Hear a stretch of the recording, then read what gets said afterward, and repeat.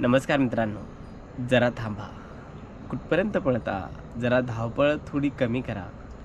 आणि मी काय सांगतोय ते फक्त लक्षपूर्वक 5 मिनिटं ऐका. जास्त घेणार नाही मित्रांनो तुमचे. आत्ता वाजले आहे रात्रीचे 10 आणि निवांत एकटा बसलेलो आहे. तर का? या निसर्गाचं सौंदर्य अनुभवण्यासाठी. आज आपण मानवजात बघतो, की मानवजातचा जर इतिहास काढला आपण मानव पिढीचा, तर हजारो, लाखो, कोट्यवधी वर्षापूर्वींचा यांचा इतिहास आहे. पण आता 21वं शतक आहे, 21 सेंचुरी म्हणजे आधुनिक युग आपण म्हणतो. खूप सारं टेक्नॉलॉजीचं युग देखील आपण याला म्हणतो. एआयचं युग आहे, डाटा सायन्सचं युग आहे. अशी या जगात कोणतीच गोष्ट नाही ती मानवाला मिळत नाही. पण एक विचार करा तुम्ही, मानव खरंच सुखी आहे का आज? मानव प्रत्येक गोष्टीत समाधानी आहे का आज? आज जर मानवाला एखादी गोष्ट मिळाली, तर तो पुन्हा म्हणतो नाही मला उद्या दुसरी गोष्ट पाहिजे. उद्या दुसरी मिळाली तर परवा म्हणतो मला तिसरी गोष्ट पाहिजे. परवा तिसरी गोष्ट मिळाली तर म्हणतो चौथ्या दिवशी आपल्याला आणखी दुसरी गोष्ट पाहिजे. म्हणजे मानव खरंच समाधानी आहे का? तर नाही. तर मला एक सांगायचं मित्रांनो, आयुष्य आणि आपलं नैसर्गिक सौंदर्य, आपण जे डेली लाईफस्टाईल असतो तो जगत असतो. आपल्या डेलीचं काम, सकाळी उठणे, डब्बा घेणे, कामाला जाणे, संध्याकाळी हे आयुष्यभर माणसाचं चालू असणार आहे. पण ही जी पृथ्वी आहे, हे जग आहे, हे खूप सुंदर आहे. आता प्रत्येकाचं स्वप्न असतं, की आपण इकडे जाऊ, तिकडे जाऊ, परंतु कामात कधीच माणसाला वेळ भेटत नाही. आज आपण बघतो, की भारतामध्ये 28 राज्य, काही युनायटेड स्टेट आहे. तर एवढं मोठं छान सौंदर्य आहे. जर आपलं भारतभर फिरणं नाही झालं, तर महाराष्ट्रामध्ये देखील खूप असं सौंदर्य आहे. कोकण पट्टा आहे, हिमाचल प्रदेश आपलं सह्याद्री पर्वत आहे.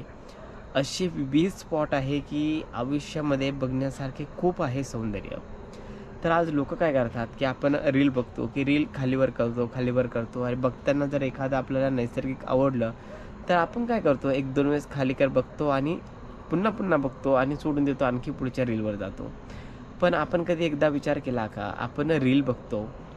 खरं जर सौंदर्य आपण बघितलं तर किती प्रकारे आनंद आपल्याला होईल. आपण माणूस कधीच विचार करत नाही. माणूस फक्त आज कशामध्ये गुंतला आहे? मोबाईलमध्ये, सोशल मीडियामध्ये. तर याच्यामध्येच माणूस आज गुंतला आहे. माणसाला काय वाटतंय, की आपण लहानपणी तुम्हाला सांगतो, की एक गोष्ट ऐकली होती, बेडकाची गोष्ट. एक तलाव असतो, त्यामध्ये एक बेडकं असतं आणि त्याला वाटतं, की एवढंच माझं विश्व आहे. म्हणजे त्याला कधी नदीच माहीत नसते. तो फक्त काय करतो, त्या तलावातच फिरत असतो आणि त्याला वाटतं, की एवढंच आपलं विश्व आहे. तसं आज माणसाचं झालं आहे, की माणूस काय करतो, की आपला मोबाईल आणि आपण म्हणजे माणसाला वाटतं, की आपलं म्हणजे विश्व एवढंच आहे. असे खूप सारे लोकं आहे, की सकाळीपासून मोबाईलपासून बघतात तर संध्याकाळी रात्री देखील मोबाईल चिवडतात. ओके. त्यांना वाटतं खूप म्हणजे जवळपास खूप प्रमाण आहे. तर सांगायचं म्हणजे, की तुम्ही एकदा निसर्गाचा अनुभव खरंच घ्या.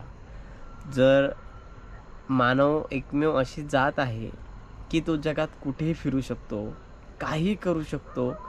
पण माणूस आज टेक्नॉलॉजीमध्ये एवढा गुरफटून गेला आहे, स्वतःच्या म्हणजे लाईफस्टाईल त्याने पूर्ण चेंज केली आहे.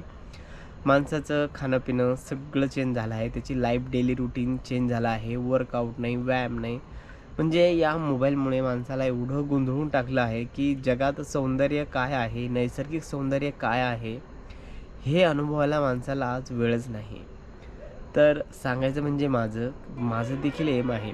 आत्तापर्यंत मी 5-6 स्टेट फिरलो आहे आणि माझं पूर्ण म्हणजे ध्येयच आहे, की लाईफमध्ये पैसा खूप कमवायचा नाही, पण जे निसर्ग आहे ना भारतामधील, ते सगळं निसर्ग मला बघायचं आहे. आणि तुमचं काय मत आहे यावर? तुम्हाला निसर्ग आवडतं किंवा नाही आवडत?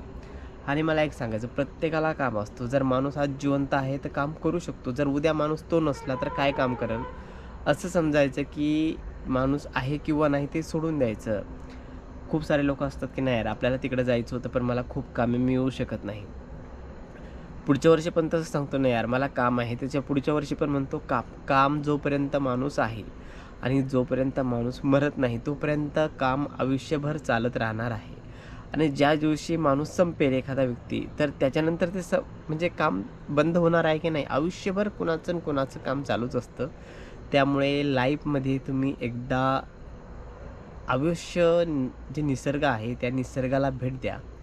महाराष्ट्रामध्ये बघा ना किती आहे, नद्या आहे, नाल्या आहे, डोंगर आहे. महाराजांचे किल्ले आहेत, असे खूप सारे आहेत. समुद्र आहे आपल्याकडे, धार्मिक स्थळे आहे. महाराष्ट्रामध्येच खूप आहे. तुम्ही फिरा, निसर्गाचा आनंद घ्या. डोंगर, दऱ्या आपल्या फॅमिलीला घेऊन जा. नक्की या निसर्गाचा तुम्ही आनंद घ्या. जोपर्यंत तुम्ही तुमच्या घरातून या निसर्गाच्या क्षेत्रात जात नाही ना, तोपर्यंत तुम्हाला जी अनुभूती आहे निसर्गाची ती मिळणार नाही. तर मला कोणीही स्ट्रेंजर माणूस मिळाला आणि म्हणाला, "तू चल इकडे-तिकडे." तर मी कुठेही जात नाही बाकी. पिक्चर टाकी नाही, बाकी इकडे-तिकडे कुठं नाही. पण निसर्गाच्या सानिध्यात म्हटलं तर मी लगेच रेडी होतो. कारण की निसर्गाची अनुभूती खूपच म्हणजे खूपच एकदम छान असते. तुम्ही देखील या निसर्गाचा नक्की आनंद घ्या. धन्यवाद.